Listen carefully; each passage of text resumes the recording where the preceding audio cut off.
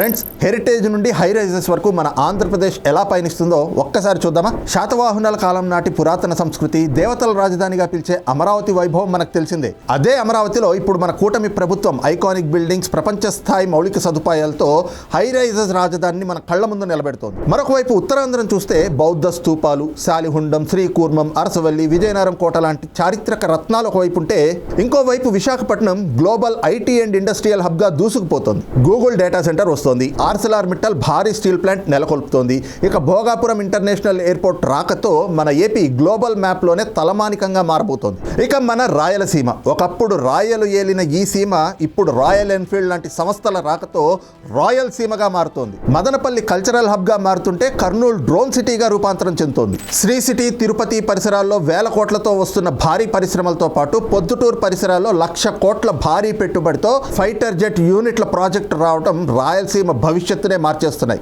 Is of doing business, single window విధానంతో ఏపీకి పెట్టుబడుల కళ మళ్లీ తిరిగి వచ్చింది. మన సొంత గడ్డపైనే మన యువతకు లక్షలాది ఉద్యోగాలు దక్కబోతున్నాయి. సంస్కృతిని కాపాడుకుంటూ ఆకాశమే హద్దుగా ఎదుగుతున్న మన ఏపీ ప్రయాణం ప్రశాంతమైన హెరిటేజ్ నుండి ప్రగతి పదంలో దూసుకెళ్లే హై రైజెస్ వరకు సాగుతోంది.